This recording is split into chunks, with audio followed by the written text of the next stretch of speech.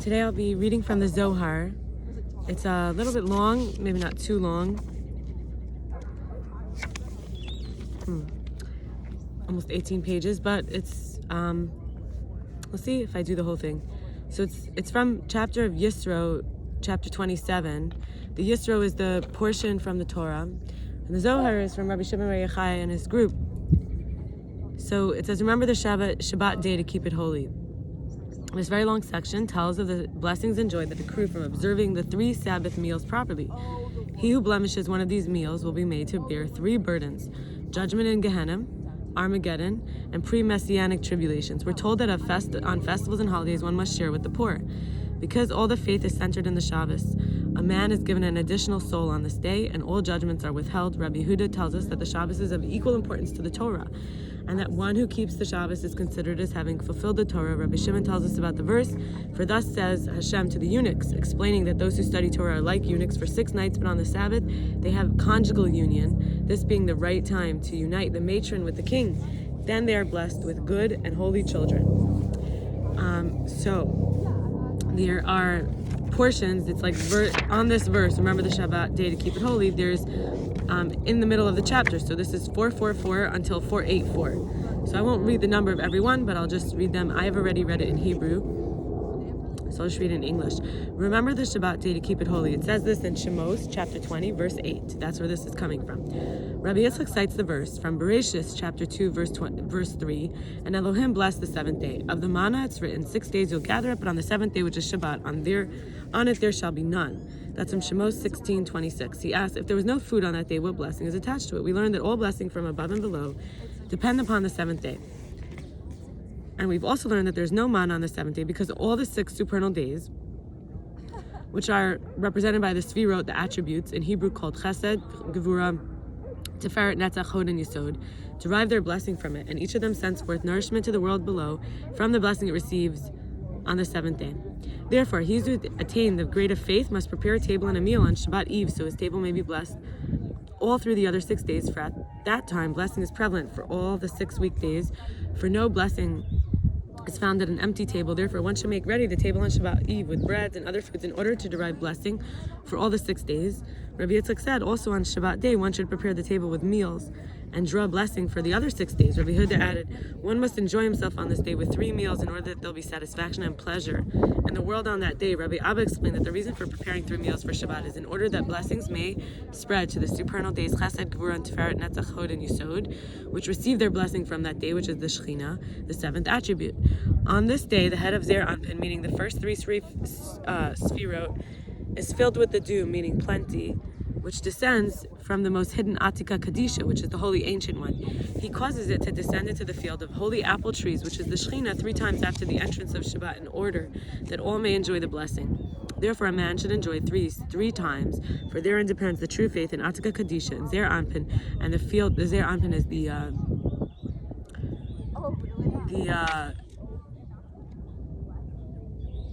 describable version of the godliness of represented by the attributes. And the field of holy apple trees, meaning Zer Anpin, receives from Atika and transfers it to Malchut, as is mentioned above. He who lessens the number of meals exposes a blemish in the regions above, and his punishment will be great. Therefore, it's necessary to prepare the table with 3 meals after the entrance of Shabbat, and his table must not be empty. This blessing will rest upon it all during all the other weekdays, for therein depends the true faith above. Rabbi Shimon said, when a man has completed the 3 meals on Shabbat, a voice comes forth and proclaims of him, as it says in Isaiah or Yeshaya 58:14, then shall you delight yourself in Hashem. This is in reference to 1 meal which corresponds to the most holy ancient one among the holy, and I will cause, as it says from Yeshaya, and I'll cause you to ride upon the high places of the earth, is the 2nd meal which corresponds to the field of holy apple trees, which is Malchut. And the 3rd meal corresponds to Isaiah, where it says, and feed you with the heritage of Jacob your father.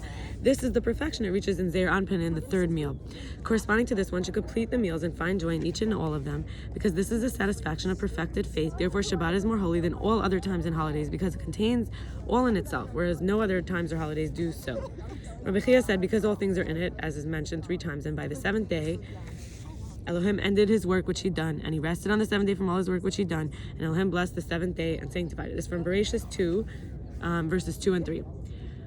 When Rabbi Abba sat at his Shabbat meal, he used to rejoice in each one of them, and he would say, "This is the holy meal of the holy ancient one, hidden to all." Over another, he'd say, "This is the meal of the holy one, blessed be named, namely Zeir Anpin." And so in each and every meal. And when he came to the last one, he'd say, "The meals of the faith are completed."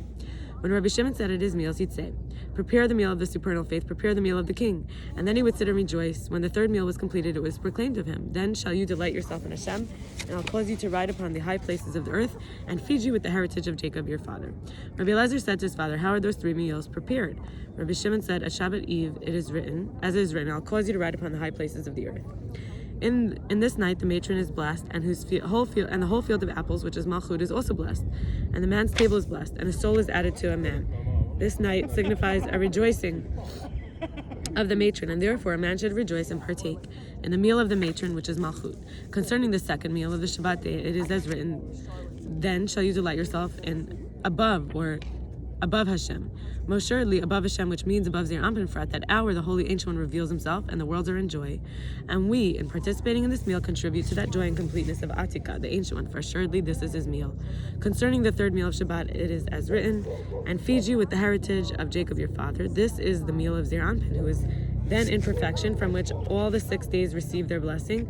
Therefore, a man must rejoice in these meals and complete his meals, for they are meals of the perfect faith of the holy seed of Yisro, the supernal faith which is theirs, and not that of the heathen nations. Hence, it is written in Shemos, chapter 31, verse 7, "It is a sign between me and the children of Yisro. Come and behold, by these meals Yisrael are distinguished as the king's children, belonging to the place of the king, as people of faith. And he who blemishes one of these meals shows an incompleteness above, and he testifies of himself that he's not of the king's sons, not part of the palace of the king, and not of the holy seed of Israel. He will be made to bear the burden of 3 things: Gehenna, which the war of Gog and Magog, which is Armageddon, and the pre-messianic tribulations. Come and behold, on all festivals and holidays, a man must both rejoice himself and give joy to the poor. If he rejoices alone and doesn't share with the poor, his punishment will be great, for he rejoices himself and doesn't make others happy. Of him it is written, and spread dung on your faces, even the dung of your feasts." That's from Malachi, chapter 2, verse 3. But he is not punished if he rejoices on Shabbat and doesn't give his share to another. For it's written, "The dung of your feast and not the dung of your Shabbat." And it is also written, "Your new moon and your appointed feast my soul hates," from Isaiah chapter 1, verse 14. But Shabbat is not mentioned. Therefore it's written, "Between me and the children of Israel." And because all the faith is centered in Shabbat, man is given an additional soul on this day, a supernal soul, a soul in which all perfection exists, resembling that of the world to come. Therefore this day is called Shabbat. What does the word Shabbat mean? This is in the name of the Holy One, blessed be, which is Malchut, the name which is perfect on all sides of Shabbat day. Rabbi Yossi said, "It is indeed so. Woe to a man who does not complete the joy of the Holy King." And what is his joy? Those 3 meals of the faith. The meals wherein Abraham, Isaac, and Jacob participate and express joy upon joy. And the faith, Malchut, is perfect on all sides. We've learned that on this day the fathers, who are Chesed, Gevurah, and Tiferet, or Abraham, Isaac, and Yaakov, are crowned, for they become the first 3 Sfirot, and all the children, Netzach, Hod, and Yisod, suckle from them differently than on the other festive and holy days. On this day, all judgments are held back and not aroused, but they become the first 3 Sfirot. Chesed, Gevurah, and Tiferet. On this day, the sinners rest in Gehenna. On this day, the Torah, which is Zeir Anpin, is crowned with perfect crowns, meaning the supernal Abba and Ima. On this day, joy and gladness resound throughout 250 worlds. Come and behold, on all 6 days of the week, when the hour of Mincha, the afternoon prayer, arrives, stern judgment rules, and all the chastisements are aroused. But on Shabbat, all the times of Mincha, the will of all wills is present, and Atka Kadisha, the Holy Ancient One, shows goodwill, and all the judgments rest, and gladness and joy are everywhere. In this time of goodwill, Moses, the holy faithful prophet, passed away from this world, in order that it should be known that he was not taken away in the time of judgment. At that hour, his soul departed by the will of the Holy Ancient One and was treasured in him. Therefore it's written in Devarim 34, verse 6, "No man knows his grave." As the Holy One, Ancient One, is the most hidden of all, whom neither those above nor those below can comprehend, of the soul was hidden. So this soul was hidden by the will of the Holy Ancient One at the hour of Shabbat afternoon prayer. This soul, of which it is written, "No man knows his grave," is the most hidden of all hidden things of the world, and judgment doesn't rule over it. Happy is the portion of Moses. We've learned that on the Shabbat day with which the Torah crowned itself, it crowns itself with everything, with all those commandments, with all those decrees and punishments, and with 70 branches of light which illuminate all sides, for the 7 Sfirot are Chesed, Gevurah, and Tiferet, Netzach, Hod, Yisod, and Malchut. And each one of them includes 10 Sfirot, and all of them together are 70. Who saw the twigs which emanate from each branch of the 70 branches, 5 of which are within the tree itself, meaning the 5 Sfirot, Chesed, Gevurah, Tiferet, Netzach, and Hod of Zeir Anpin, are called the tree, which receives them from Bina. All the aspects are attached to them. Who saw all those gates with which open to each and every side of them, as each one includes 10, so that together they're 50 gates. They all shine and glow by the never-ending stream of light. A voice proclaims, "Awake, supernal saints! Awake, holy people chosen from above and from below! Raise joy before your master! Awake in perfect joy! Prepare yourself in the threefold joy of the three fathers," meaning the 3 meals of Shabbat. Prepare yourself for the faith, the joy of all joys. Happy is your portion, holy Yisro. In this world and in the world to come, this is your heritage over and above that of all heathen nations. Hence it's written, between me and the children of Yisro.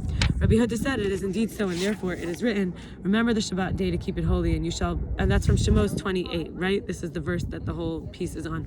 "And you shall be holy, for I, Hashem, your Elohim, am holy." That's from Vayikra 19:2. "And call the Shabbat a delight, the holy day of Hashem."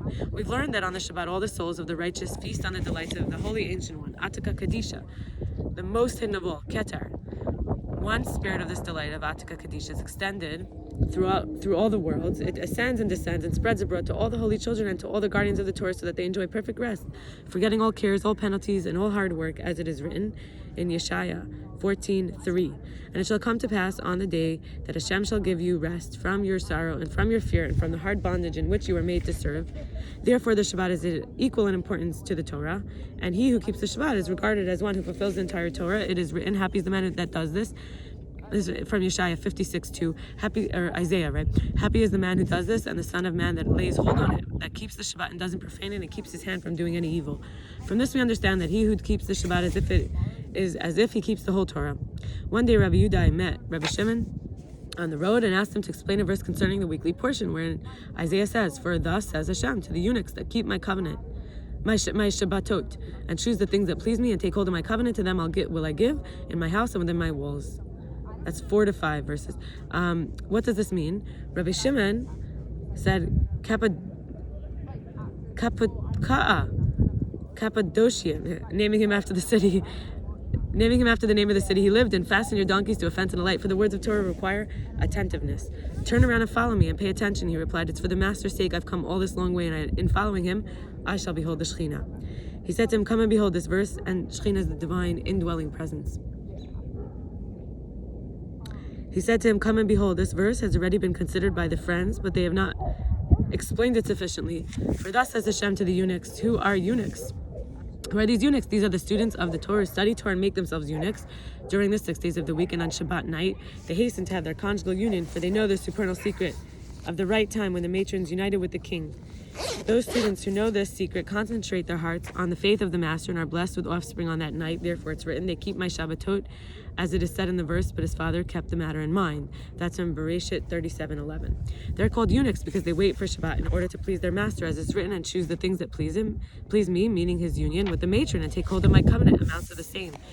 As it also means a union. My covenant without attribute is the supernal Yisod who is united with the matron. Happy is the man who's sanctified in this holiness and knows this secret. "Come and behold," in the verse, 6 days shall you labor and do all your work, but by the 7th day is a Shabbat to Hashem your Elohim. Shemot 29, chapter 20, verse 9. The next verse after what this piece of Zohar is written on. This chapter. The words "all your work" indicate that in those 6 days man must work, and therefore those who study the Torah have their conjugal union only at a time when they do not work, but when the Holy One, blessed be He, works. Meaning in Shabbat, when man's work is forbidden, then his work is the union with the matron Malchut in order to bring forth holy souls into the world. Therefore the companions sanctify themselves in this night in the holiness of their master and concentrate their hearts and begot good and holy children who neither turn to the right nor to the left, children of the king and the matron of them. It is written in Devarim, Deuteronomy 14:1, "You are the children of Hashem your Elohim," assuredly of Hashem your Elohim, for they're called his children, the children of the king and the matron. Those who study the Torah know this secret and cling to it. Therefore they're called the children of the Holy One, blessed be He. And the world is sustained by their merit. And when the world is placed on trial, the Holy One, blessed be He, looks on his children and has mercy on the world. Therefore it's written, "An entirely right seed." That's from Jeremiah 2:21. It is right, literally true seed. Indeed, and what does true mean? This is the perfect and holy circle. As this is expressed in the verse from Micha, chapter 7, verse 20. "You will show truth to Jacob." Jacob is the secret of the central column, and all of these verses refer to the same thing. Hence, it's assuredly a true seed. Rabbi Yudai said to him, "Blessed be the merciful one who sent me here. Blessed be the merciful one for allowing me to come and hear your words." Rabbi Yudai wept. Rabbi Shimon said, "Why do you weep?" He answered, "I weep because of those people whose ways are the ways of beasts without knowledge and observation. It would have been better for them not to have been created. Woe to the world when you, Master, will depart from it. For who will then reveal the secrets, and who will then comprehend the ways of Torah?" He said to him, "Upon your life, the world is created only for those who are occupied in Torah and know its secrets. Assuredly, the sages have decreed that the ignorant corrupt their ways, not knowing their right hand from their left, and are like cattle. And so it is fitting to punish them even on Yom Kippur, the Day of Atonement, of their children. It is written in Hosea 2:6, for they are the children of harlotry, actual children of harlotry." He said to him, "Rabbi, this verse should have been explained further by more explanation. For it's written, unto them will I give my house, and within my walls a memorial better than sons and daughters. I'll give him an everlasting name." He asked, "Why is it written in Yeshaya 56:5? I'll give him an everlasting name. It should have been written, I'll give them, namely to the eunuchs." He said to him, "Come and behold, it's written, and to them will I give in my house." What does my house signify? It signifies the same meaning as in the verse from Bamidbar, or Numbers 12:7, meaning the Shechina, which is called a house. And within my walls, as it is written in Yeshaya 62:6, "I've set watchmen upon the walls, O Jerusalem," meaning the external aspect of the Shechina. A memorial, literally a hand and a name, means that they would draw holy souls from this place. The Shekhinah, and that hand means a portion of perfection. The word better means abundant with sons and daughters. I'll give him an everlasting name, meaning to this part of the perfection, which is called a hand, that shall not be cut off for all generations. Another explanation is that I'll give him means to know who is the secret of the eunuchs who keep my Shabbatot with appropriate intention. Rabbi Shimon continued by citing the verse, "You shall kindle no fire throughout your habitations on the Shabbat day." That's Shemot 35:3. And he explained that the reason for it is there is no judgment on that day, and he who kindles a fire arouses judgment. You may protest that it rises high, referring to the fire of the altar which burns on Shabbat as well. He answers, "It is written throughout your habitation and not high above, for that fire which ascends high rises to subdue another judgment. For as we've learned, there is a fire which consumes a fire, and the fire of altar consumes another fire, namely it subdues the other judgment, so it will not rule on the days of the week." Therefore, Atzka Kadisha reveals himself on that day more than on any other day, and when he reveals himself, judgment is not in evidence at all. And all the upper and lower beings are in perfect joy, and judgment has no dominion. And this is the final verse. We have learned, this is the final piece of this piece. We have learned that from the verse in Shemos 31:17, "For in 6 days Hashem made heavens and earth," that it was assuredly 6 days, which are Chesed, Gevura, Tiferet, Netzach, Hod, and Yesod, from which the heavens and earth being male and female, which were created. Therefore, it's not written within 6 days. Those supernal holy days are called days in which the holy name Malchut, which is called earth, is included, and they're contained in it. Happy is the portion of Yisrael above all the heathen nations. Of them it is written, "But you that did cleave to Hashem your Elohim are alive, every one of you, this day." From Deuteronomy 4:4, Devarim.